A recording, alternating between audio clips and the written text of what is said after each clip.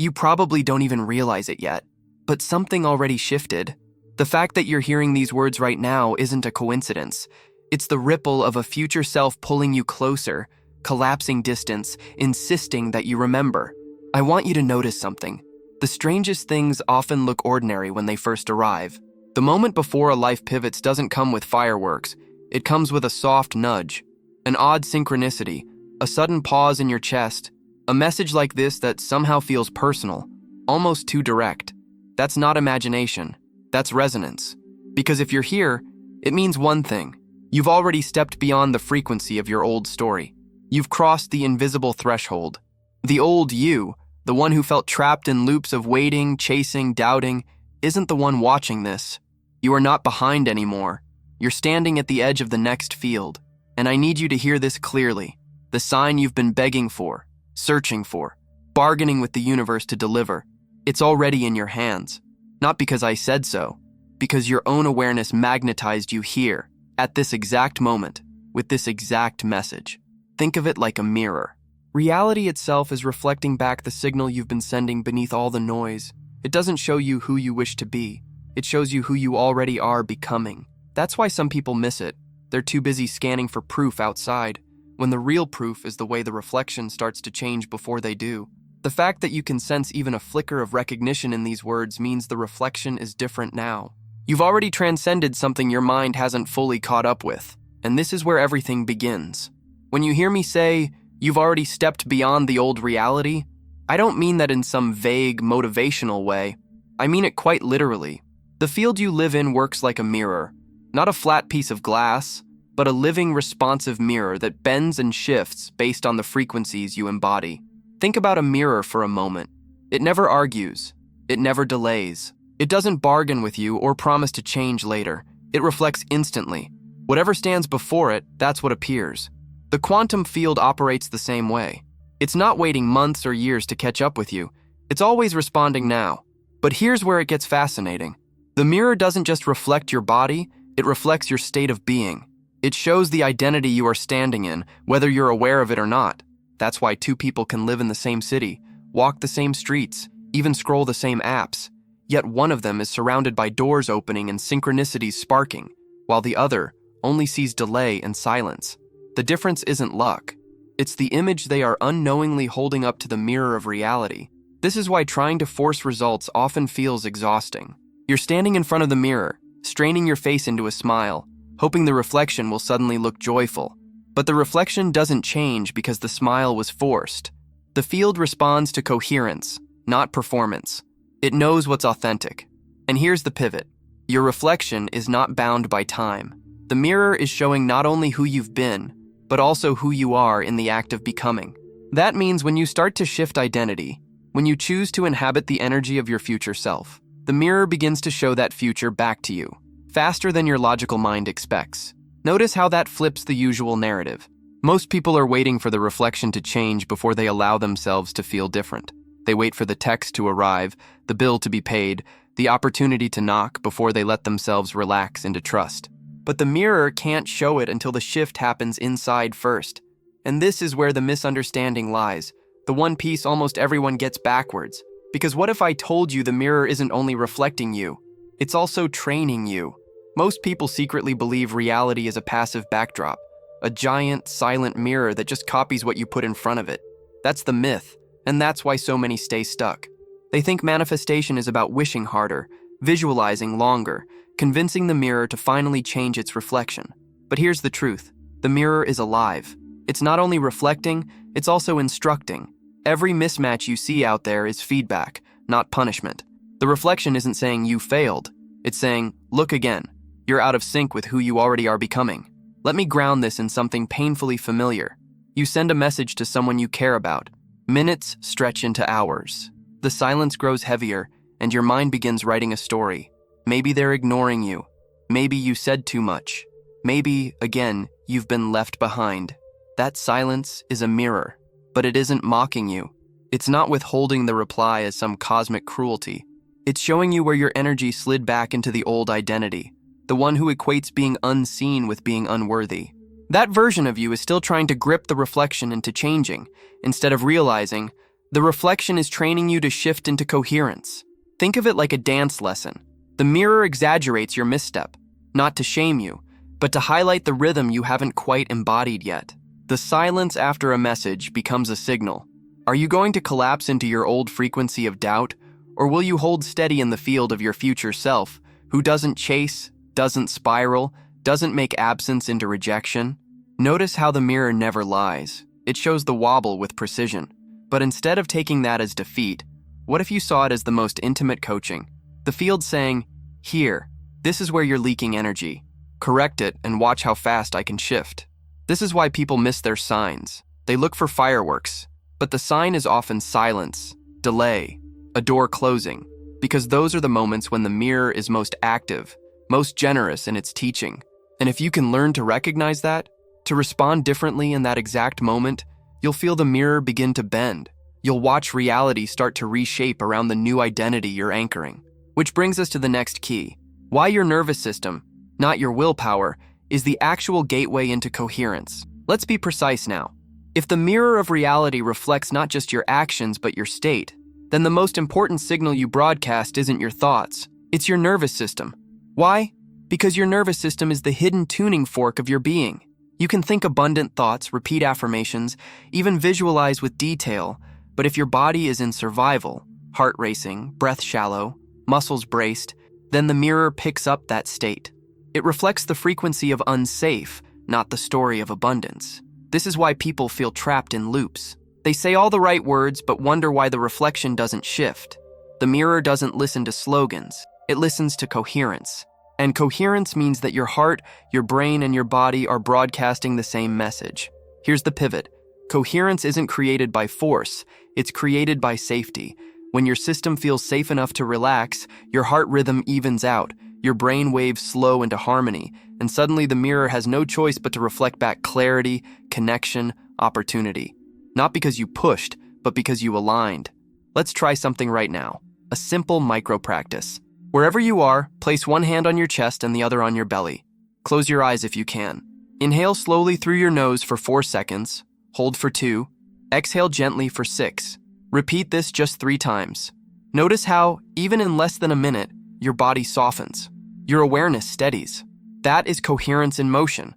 That tiny shift in state will ripple through the mirror faster than hours of anxious effort. And this is what most people miss. They believe change comes from controlling every thought. But in truth, change begins when the body feels safe enough to let the heart and brain sink. The nervous system is the doorway, not the obstacle. Imagine standing in front of a mirror while trembling. No matter how wide you smile, the reflection shows the tremor. But if you let your system settle, the reflection changes instantly. This is why practicing nervous system safety is not optional. It's the foundation. Because only when your inner signal steadies can the mirror show the future you're calling in. And this leads to the next revelation. Why temporary states aren't enough, and why the identity you embody makes the difference between a flicker of change and a whole new timeline. You've just felt how quickly a state can shift. A few breaths, a small pause, and suddenly your system is broadcasting something different. But let's be honest, states are slippery. One unexpected email, one bill on the counter, one unanswered call, and the body snaps back into survival. This is where so many seekers get caught. They chase good states the way someone chases sunlight through clouds. They feel expanded in meditation, or calm after breathwork. But hours later, the mirror seems to revert, and they wonder if it was all wasted. The mistake is confusing state with identity. States are temporary weather. Identity is the climate. The mirror doesn't lock onto passing moods. It reflects the deeper self you keep returning to. Think of it this way. If you stand in front of a mirror wearing a mask, the reflection shows the mask. But the moment you take it off, the truth of your face appears. States are masks, beautiful, helpful, but fleeting. Identity is the face itself, and the mirror never forgets the face.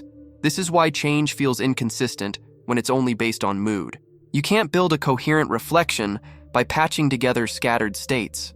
The mirror requires a stabilized identity, the embodied truth of who you are becoming. So here's the real shift. Instead of asking, how do I stay in this state longer? Ask, who is the version of me that naturally lives here? States can be practiced, but identity is inhabited. It doesn't need constant effort. It becomes automatic. Notice how liberating this is. You don't have to fear losing your progress when a bad day comes, because what defines you is not a moment of misalignment. It's the identity you've chosen to embody again and again until it becomes your default broadcast. And this brings us to the most radical understanding yet. Your identity is not just shaping how the mirror reflects, it's literally selecting which mirror you're standing in front of. Different timelines, different versions of reality are available in every moment. Identity is the key that determines which one answers you, which raises the question no one can ignore. If identity chooses the timeline, then who have you really been allowing yourself to be? And which future has that been binding you to? If the mirror doesn't just reflect but also trains you, then identity is the hand that positions which mirror you're standing before. Each identity corresponds to a different reflection, a different timeline. Shift identity, and you're no longer facing the same mirror. You've moved into a new corridor where the reflections themselves have changed. Let's ground this in something raw and ordinary. You open the mailbox or your email and see a bill, higher than you expected, due sooner than you planned. Immediately, the old identity lights up. I can't handle this. I'm always behind. Money is against me. And the mirror responds in kind.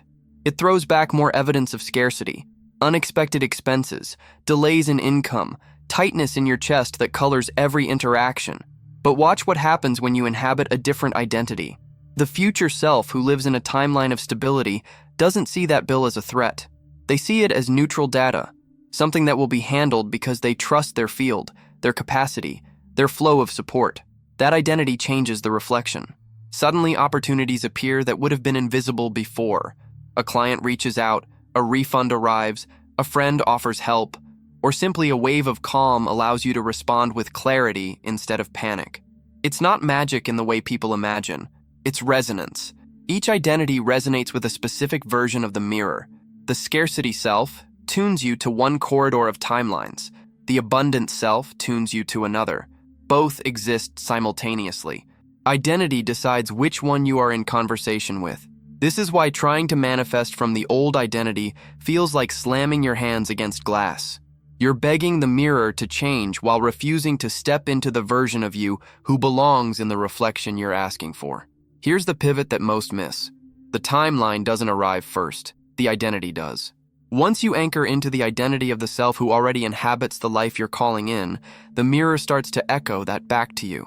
Not in some distant future, but immediately, in micro shifts that accumulate until the old timeline dissolves.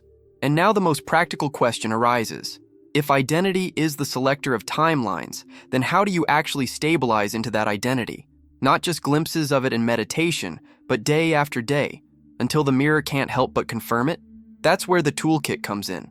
The simple, repeatable practices that let you embody identity until it becomes your natural broadcast. So now you understand. Identity is what places you in front of a specific mirror, a specific version of reality. The next step is learning how to stabilize in that identity, how to stop slipping back into the old reflection every time pressure hits. That's where a toolkit comes in. And no, it doesn't have to be complicated. The most powerful tools are simple, repeatable, and embodied. The first practice is future self posture. Every time you catch yourself collapsing into the body language of the old you, shoulders hunched, chest tight, eyes downward, pause. Straighten. Open your chest. Breathe deeper. Let your body mirror the stance of the version of you who already belongs in the life you're calling in. The mirror doesn't just see thoughts, it sees posture. The second practice is anchor words. Choose one phrase that belongs to your future self. Something like, I am already provided for, or I move from certainty. Whisper it under your breath, not as a plea, but as a declaration. Repeat it especially in moments when the old identity wants to take over. Words spoken into your nervous system rewire the signal the mirror reflects. The third is identity rehearsal. Each morning, close your eyes for 2 minutes. Imagine walking through your day as the self who already inhabits your desired timeline. See yourself answering messages, paying bills, speaking to strangers, all through that version's lens. You're not pretending. You're aligning your frequency with the mirror that already holds that identity. And finally, the fourth, micro-celebrations. Every time reality gives you even the faintest echo of your future self, a small synchronicity, an unexpected kindness, a slight shift in how you respond, celebrate it. Smile, place your hand on your heart, and whisper, the mirror is catching up. This teaches your system to anchor progress rather than overlook it. These tools don't just create fleeting states. They teach your body and mind to return again and again to the new identity until it becomes automatic. And when identity becomes automatic, the mirror can't help but change its reflection. I want you to lock this in with a declaration right now. Write it below in the comments, not for me, but for the mirror to register your broadcast. Write, I am already living my future. Let the field see your choice and feel how the act of naming it begins to anchor it.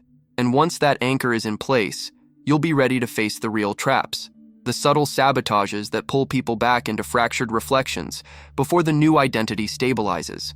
By now, you know how to stabilize in your future identity. But let's be honest, there are traps everywhere. The mirror doesn't just show your coherence, it also shows you where you're wobbling. And 3 sabotages tend to appear again and again, pulling people back into fractured reflections. The first is urgency. This is when you stand in front of the mirror, tapping your foot, whispering, hurry up, change already. Urgency tells the field you don't actually believe you belong to the reflection you're calling in. It signals lack, not presence. The pivot here is trust. Whenever urgency rises, remind yourself the reflection is already shifting, but the human eye doesn't always see it immediately. Slow down, breathe, and let the mirror recalibrate. The second sabotage is split signals. Think of someone stepping left, then right, then left again in front of a mirror. The reflection looks blurry, confused. That's what happens when you oscillate between 2 identities, one moment declaring abundance, the next sinking into scarcity. The field reflects both, but the result is static. The remedy is consistency. Even if you wobble, return again and again to your chosen identity. That repetition sharpens the reflection until it locks. The third trap is over-control. This is when you stand in front of the mirror and try to grab the reflection's hands, force it to move on your timing. You micromanage every step, fearing that if you release control, nothing will happen. But the mirror doesn't respond to force. It responds to coherence. The tighter you grip, the more distortion appears. The shift here is surrender, not passive waiting, but active alignment. You let the mirror reflect naturally because you know who you are. Notice something important. None of these sabotages mean you've failed.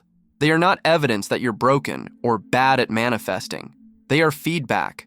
They are the mirror showing you, with precision, exactly where your signal is splitting.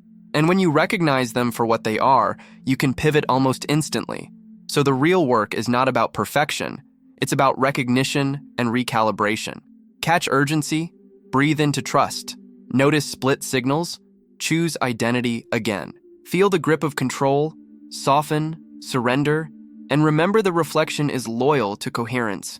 Because once you can move past these sabotages, you stop fighting with the mirror and start walking with it, which is where the true power lies, embedding coherence not just in moments of practice, but in the very fabric of your daily life. Up until now, much of this has felt like practice, moments of breathwork, affirmations, posture, tiny rituals. But the real test of identity comes in the ordinary flow of your day, because if you only step into coherence during meditation, you'll find yourself slipping the moment you re-enter life. The mirror doesn't care about your private rituals alone.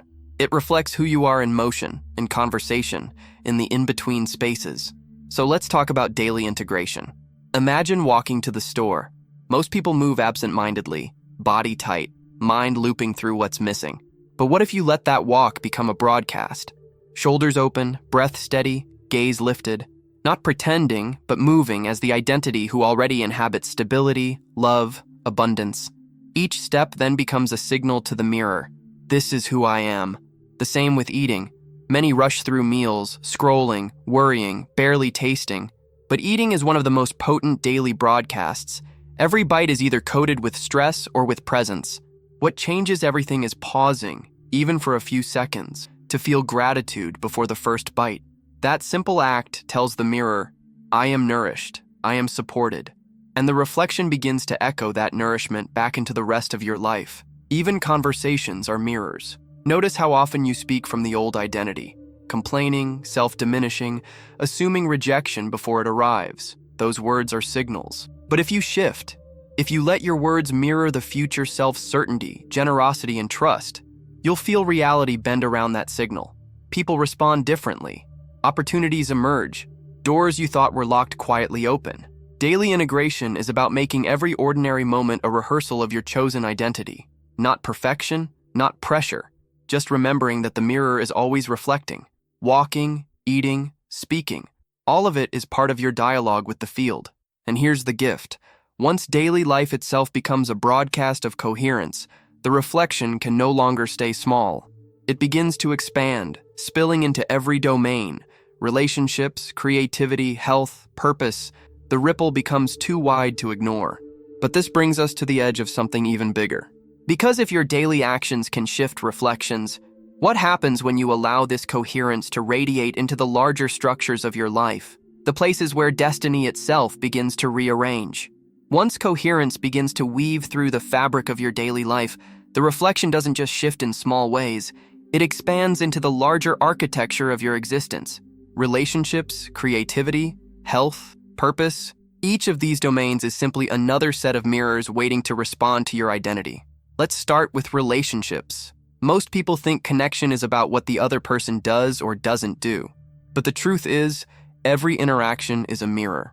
The way you're treated often reflects not their worth, but the identity you are inhabiting in the exchange. Step into a conversation as the old self, defensive, braced for rejection, and the reflection bends to show exactly that.